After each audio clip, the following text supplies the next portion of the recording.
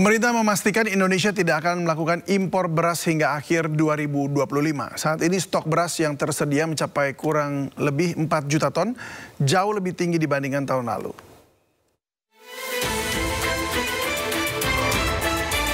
Pemerintah memastikan Indonesia tidak akan melakukan impor beras hingga akhir 2025. Pasalnya cadangan beras pemerintah saat ini melimpah. Menurut Menteri Pertanian Andi Amran Sulaiman, saat ini stok beras yang tersedia mencapai kurang lebih 4 juta ton, jauh lebih tinggi dibandingkan tahun lalu yang hanya sekitar 2 juta ton.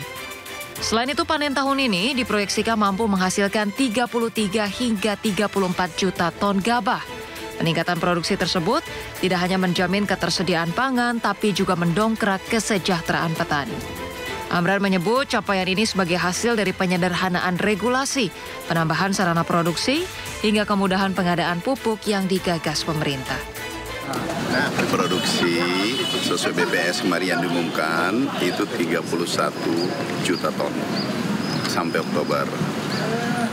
Tahun lalu 27 juta ton.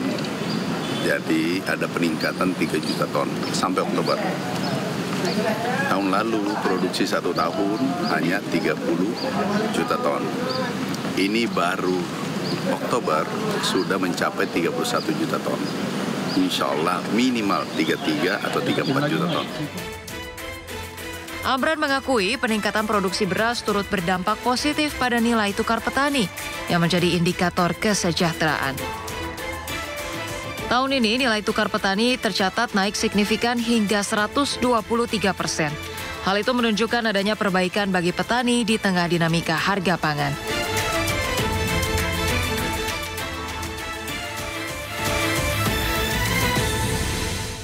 Di tengah kepastian stok beras yang melimpah, harga beras di sejumlah daerah masih cukup tinggi. Kenaikan harga beras disebabkan lonjakan harga gabah di tingkat petani dan langkanya pasokan beras SPHP dari Bulog. Di tengah kepastian stok beras yang melimpah, harga beras di sejumlah daerah masih cukup tinggi. Kenaikan harga beras terus terjadi dalam beberapa pekan terakhir. Di Kabupaten Jombang, Jawa Timur, harga beras kualitas medium naik dari Rp12.800 per kilogram menjadi Rp13.600 per kilogram. Sementara untuk kualitas premium naik dari Rp14.200 per kilogram menjadi Rp14.800 per kilogram. Menurut para pedagang, kenaikan harga beras ini disebabkan pasokan beras yang menurun akibat lonjakan harga gabah di tingkat petani.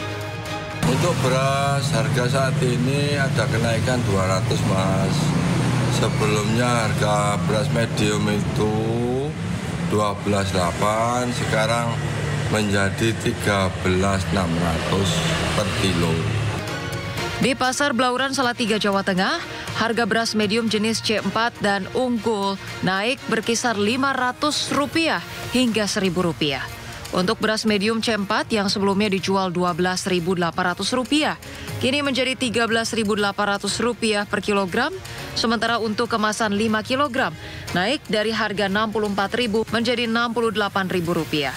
Kenaikan harga beras ini diperparah dengan langkanya pasokan beras SPHP dari Bulog. Berkisar antara 500, ada yang 500, ada yang 800, ada juga 1.000. Per kilogram? Iya, per kilo. Beras semat biasa, semat super.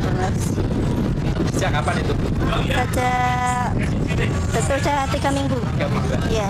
Itu kan ya nggak tahu ya Mas ya, dari sananya kan gabahnya kan naik.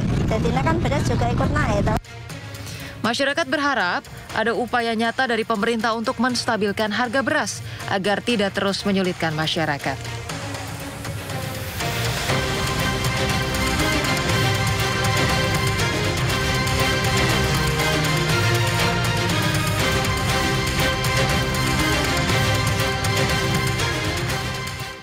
Kementerian Perumahan dan Kawasan Pemukiman mengajak pelaku usaha memanfaatkan kredit usaha rakyat program perumahan. Menteri Perumahan dan Kawasan Permukiman Marwarar Sirait meyakini program KUR Perumahan mampu memberikan multiplier efek seperti mempercepat pembangunan atau penyediaan rumah serta dapat menyerap lapangan pekerjaan.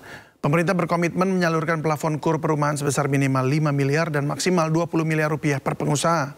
Hal ini dapat dimanfaatkan oleh kontraktor pengembang hingga pengusaha toko bangunan.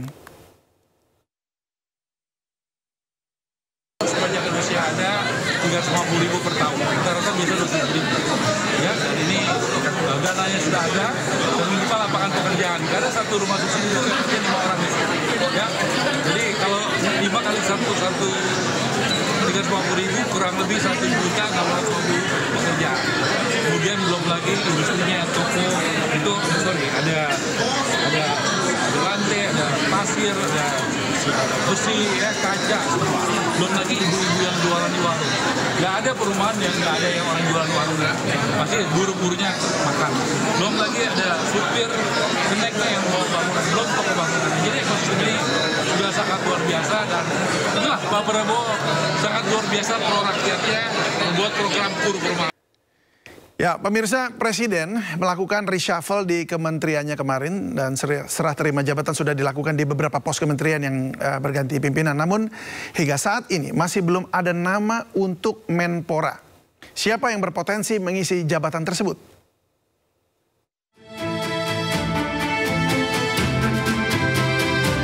Setelah Dito Aryo Tejo resmi diganti oleh Presiden Prabowo Subianto dari jabatannya sebagai Menteri Pemuda dan Olahraga, spekulasi sosok penggantinya ramai dibicarakan.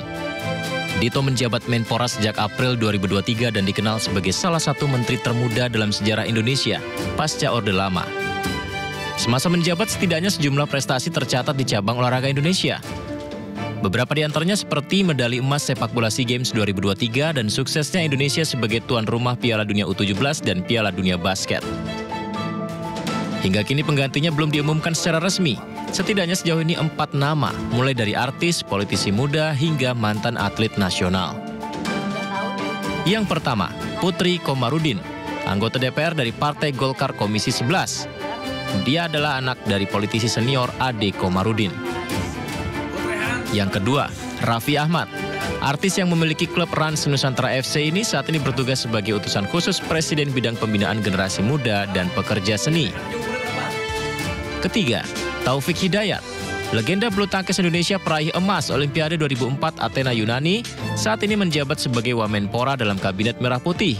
Taufik Hidayat juga masuk dalam kandidat yang berpeluang menjadi Menpora. Dan terakhir, Moreno Suprapto. Mantan pembalap internasional, saat ini menjabat sebagai anggota DPR dari Partai Gerindra. Moreno pernah berlaga di Formula BMW Asia A1 Grand Prix, yang aktif juga berpolitik sejak 2014.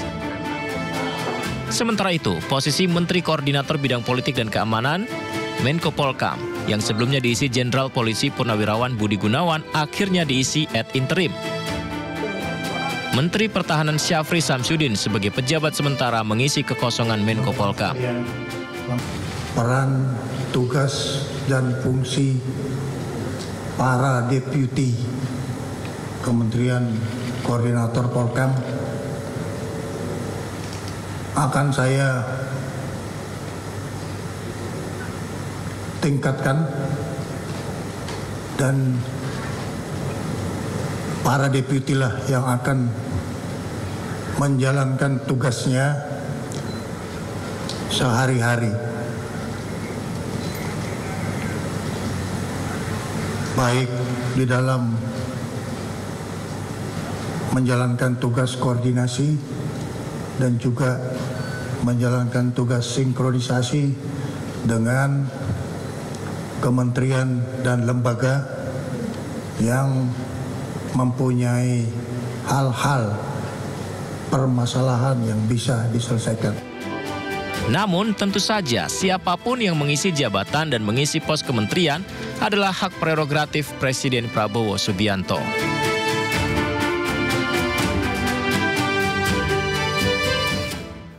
Wakil Presiden Gibran Rakabuming Raka berkunjung ke kediaman Presiden ke-6 Republik Indonesia Susilo Bambang Yudhoyono di Kompleks Puri Cikeas, Nagrag, Gunung Putri, Bogor. Ya, inilah kunjungan Wapres yang hadir bersama istrinya sekitar pukul 7.45 waktu Indonesia Barat dan disambut langsung oleh SBY.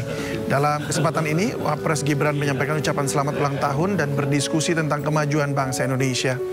Wapres dengan seksama menyimak nasihat-nasihat yang diberikan oleh SBY selaku pemimpin negara terdahulu.